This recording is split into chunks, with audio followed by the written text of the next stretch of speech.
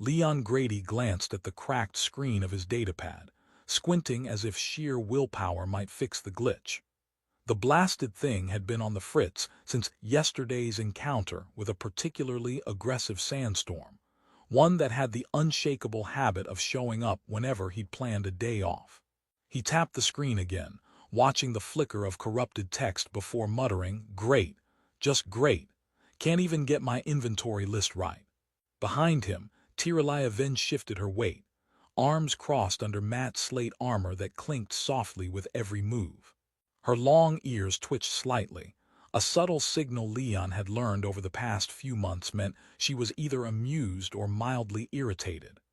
Given the context, his third failed attempt at repairing a piece of ancient Earth tech, it was probably a blend of both. "You know," she said in that calm, clipped tone that made her sound like an intergalactic drill sergeant, "the Zyerlian military issued me a datapad last cycle. I haven't once had to threaten it with disassembly."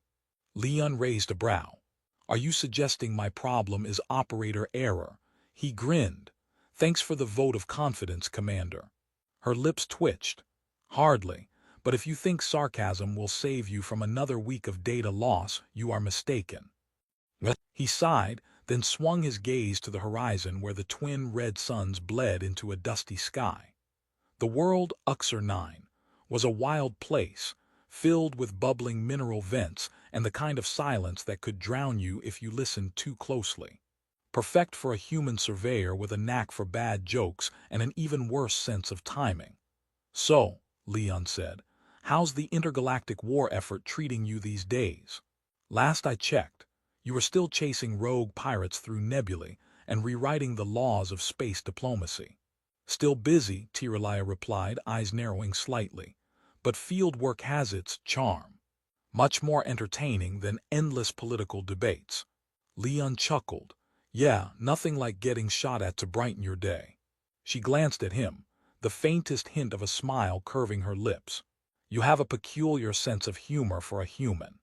"That's because it's the only defense against this place," he said, gesturing broadly at the barren landscape. "If I had to sit through another conference call about interspecies trade tariffs, I'd start talking to the rocks." He tapped a nearby pebble.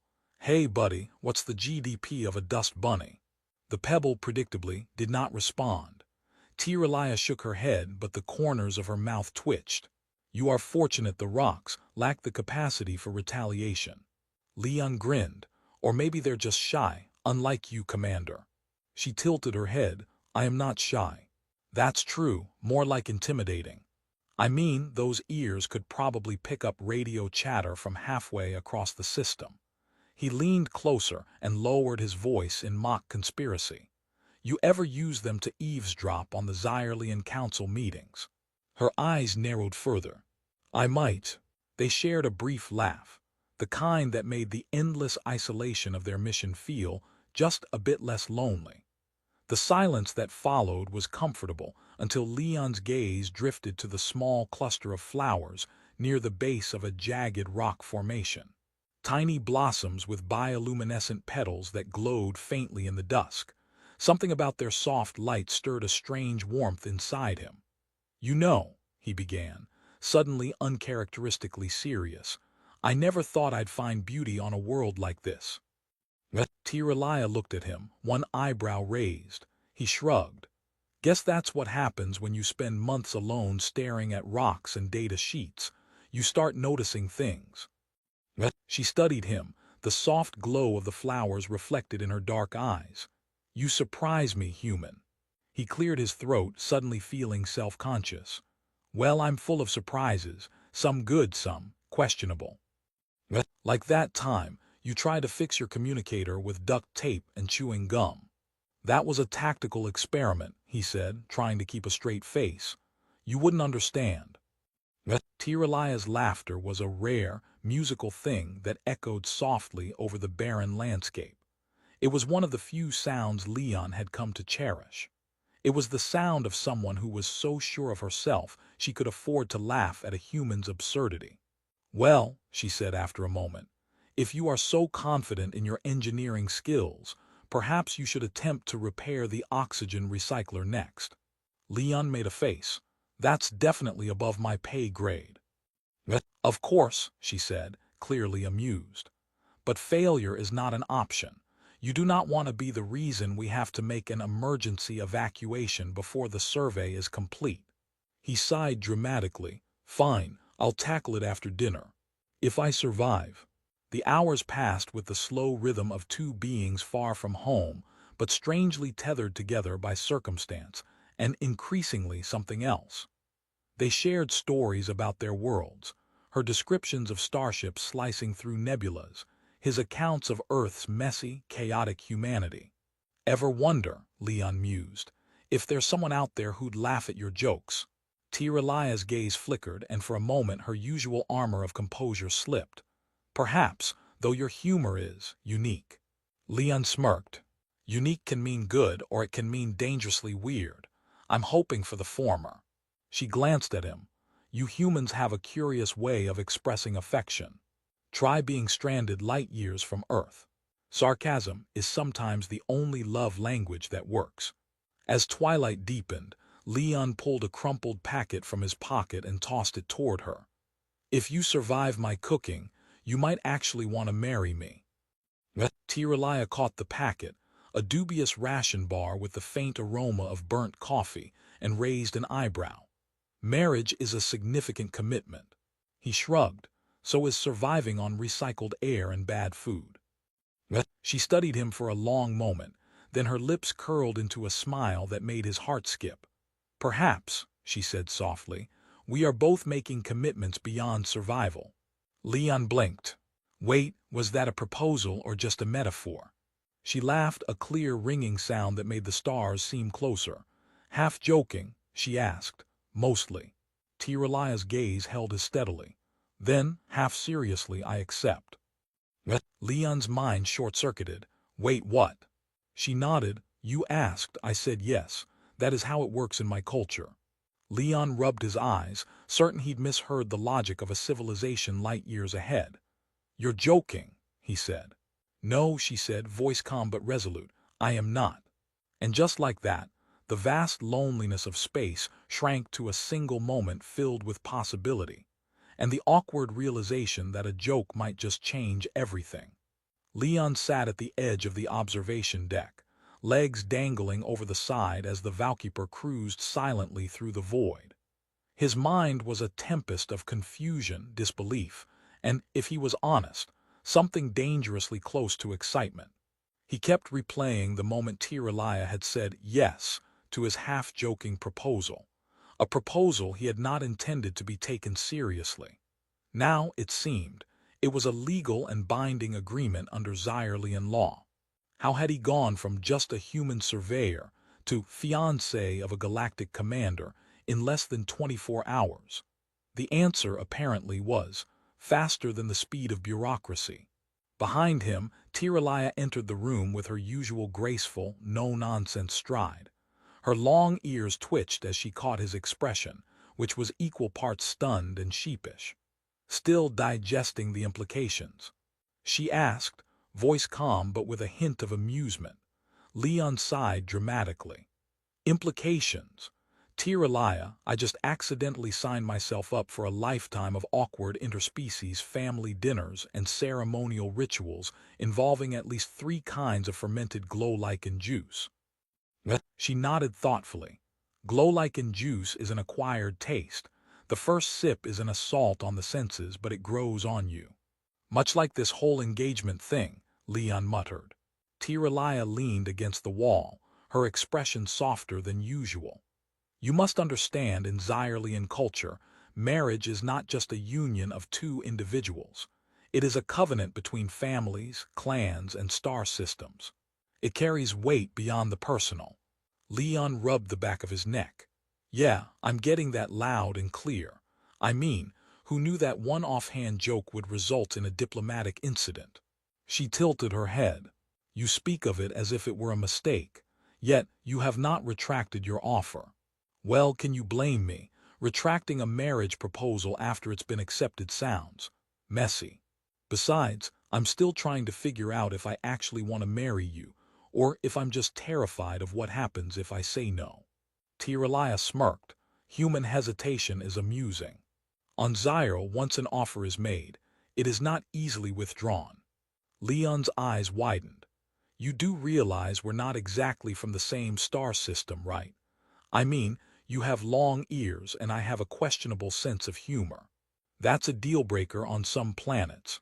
She laughed, a clear, ringing sound that made him feel like the only human in the universe who could hear it. Your humor is unique, but it is yours. That is enough for me. Leon blinked. Enough. That's it. You accept me for my terrible jokes and burnt ration bars. Perhaps that is the most human thing about you, she said. Unpredictable, flawed, but earnest. He grinned, feeling the weight of the situation lift just a little. So what happens now? Do we get to plan a wedding or something? Tiralaya's eyes gleamed with a hint of mischief. Indeed. The Valkeeper has facilities for traditional Zyerlian weddings. We shall begin preparations immediately. Leon groaned. Great, because nothing says romance like ceremonial robes and holographic ancestry trees. She raised an eyebrow. You will participate in the ritual of lineage recital. Is that the one where I have to recite a family tree so complex it requires a quantum computer to keep track? He asked. Exactly. It is designed to test the sincerity of your commitment. Leon rubbed his temples. Why do I get the feeling that sincerity is going to cost me at least 3 embarrassing speeches and a dozen awkward toasts? Tiralaya smiled softly. You will have my support. Which is great, because I'm going to need it when I inevitably botch the pronunciation of your family name. Her laughter was a balm. Your attempts at our language are charming. Leon nodded. That's the diplomatic version of, please don't hurt me. Over the next several days, Leon was swept into a whirlwind of interstellar bureaucracy and cultural immersion. The Valkeeper's diplomatic quarters transformed into a hive of activity as the Zyerlian delegation prepared for the ceremony. Holographic displays detailed the ancient customs.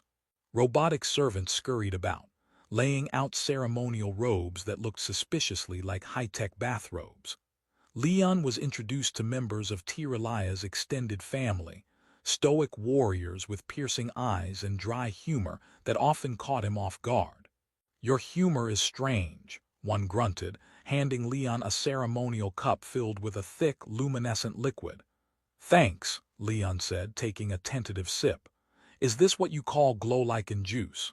They nodded solemnly. He coughed. Tastes like someone fermented a lightning storm. Tiralaya's uncle chuckled quietly. It strengthens the spirit and the liver. Leon raised an eyebrow. I'm betting it doesn't do much for the breath. The days blurred together, punctuated by awkward dress fittings, language lessons, and attempts to master the fish slap dance. A traditional Zyerlian courtship ritual involving elaborate footwork and the strategic flicking of fish at one's partner. Leon was terrible at it. Tiralaya, he said one evening, wiping slippery scales off his armor, I think the fish are mocking me. They are honoring you, she corrected with a smirk. Yeah, mock-honoring me, he muttered.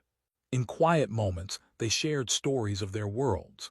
Leon recounted tales of Earth's chaos, coffee shortages, traffic jams, and the baffling human obsession with cat videos. Tiralaya spoke of starship battles, ancient laws etched in starlight, and the weight of command that came with her position. One night, as they floated in the zero-gravity observatory, the galaxy spread before them like a tapestry of lights. Leon asked, Do you ever get scared? Of what this all means? Tiralaya's gaze was steady. Fear is a luxury for those who do not carry the burden of leadership. I carry it quietly.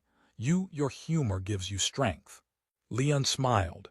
Well, if laughter is my weapon, then consider me fully armed. She reached out, brushing a strand of hair from his face.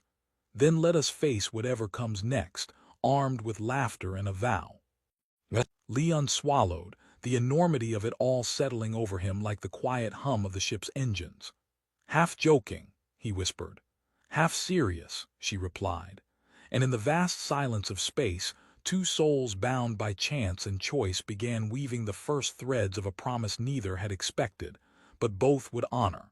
Leon sat rigid in the seat, his palms sweaty against the cold control panel.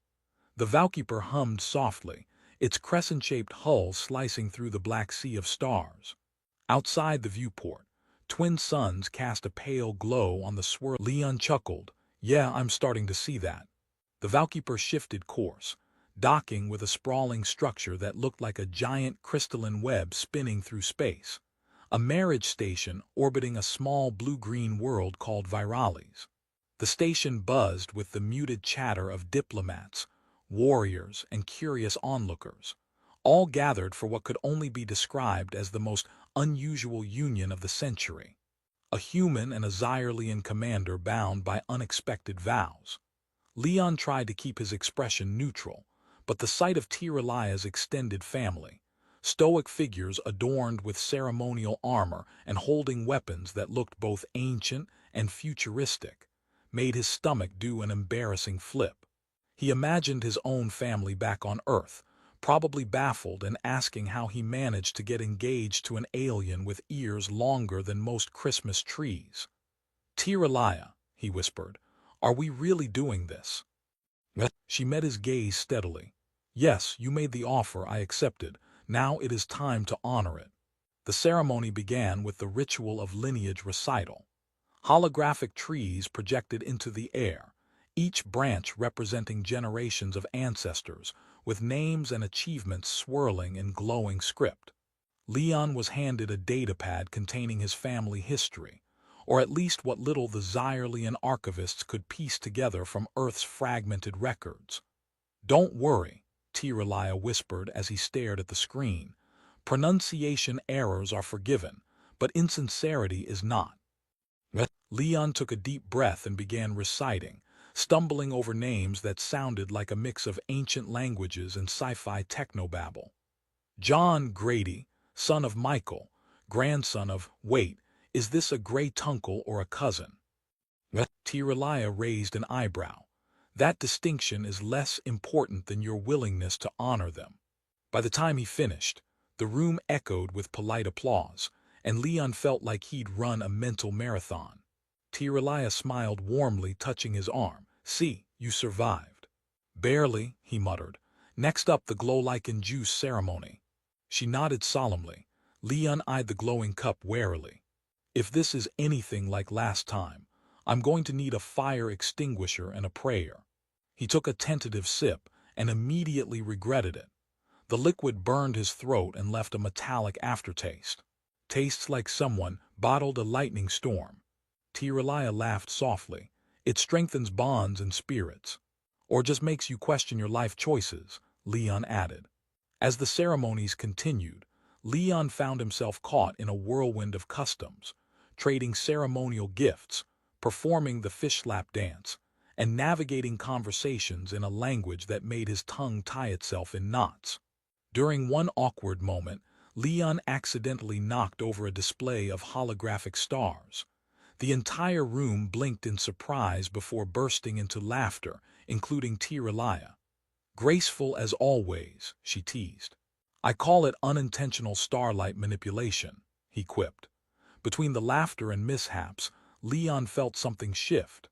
The strange, alien world seemed less intimidating, and Tiralia's steady presence became an anchor in the swirling chaos. Later in the quiet of their shared quarters, Leon confessed, "You know, I always thought intergalactic politics would be boring. Turns out it's just more complicated than I imagined." Tiralia smiled. "Complicated is the essence of life." He grinned. "Complicated with you feels like home." She reached out, fingers brushing his. "Then we shall build that home together, one awkward dance and glowing juice at a time." Leon laughed. "I'll toast to that, preferably with something less flammable." And as the stars stretched endlessly beyond their window, two unlikely partners took their first true steps toward a future neither had foreseen, bound by more than a joke and a whispered yes. The morning of the ceremony dawned bright and cold aboard the Valkeeper. Leon found himself staring at a mirror-like surface, that reflected a very confused man in ceremonial robes that somehow looked like a mix between a toga and a spacesuit.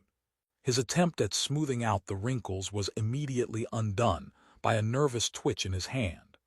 Tiralaya entered the chamber, her expression unreadable but her ears twitching in that way Leon had come to recognize as a mix of anticipation and amusement.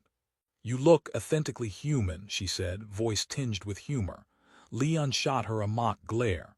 "Thanks, that's exactly the compliment I was hoping for." She smiled, stepping closer. "Are you prepared?" "For a lifetime of awkward family dinners, unpronounceable toasts and fish-slap dances. I was born ready." Her laugh was soft but genuine. "Then let us proceed." The wedding chamber was a crystalline hall orbiting Virales, bathed in the glow of twin stars. Holographic banners displayed the intertwined symbols of the Zyerlian clans and the Earth Alliance. Guests from dozens of systems had gathered, their varied forms a testament to the diversity of the galaxy. Leon noticed a three-eyed merchant nervously adjusting his robes and a small sentient plant creature, whose leaves shimmered in rhythm with the ceremony music. As the ceremony began, Tiralaya's voice rang clear, reciting ancient vows that bound not just hearts but star systems.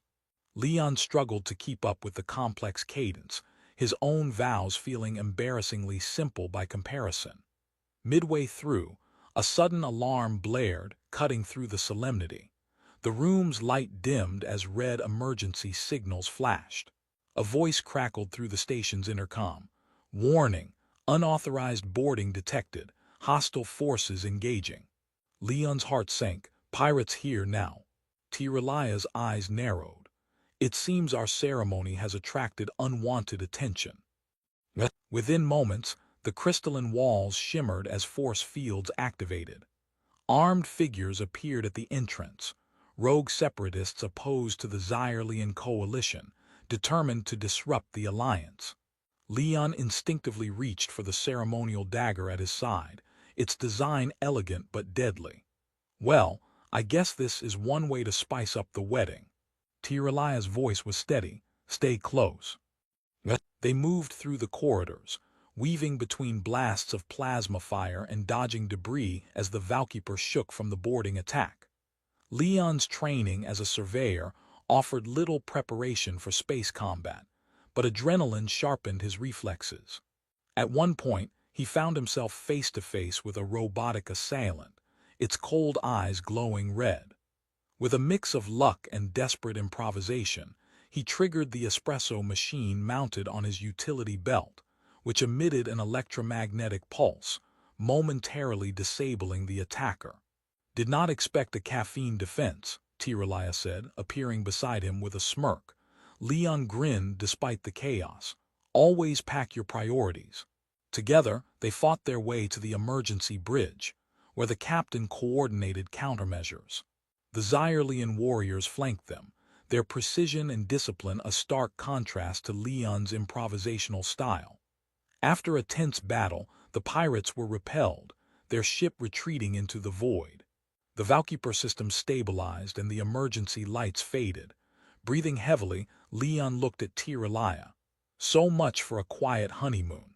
She smiled, brushing a stray lock of hair from his forehead. "The moment you proposed, I was already yours. This is just the universe's way of welcoming you." Leon laughed softly. "Well, if surviving pirate attacks is part of married life, I'm glad you're on my side."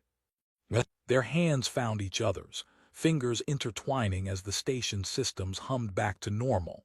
The ceremony resumed, now with an added sense of triumph. The vows were spoken with newfound meaning, promises forged not only in tradition but in shared danger.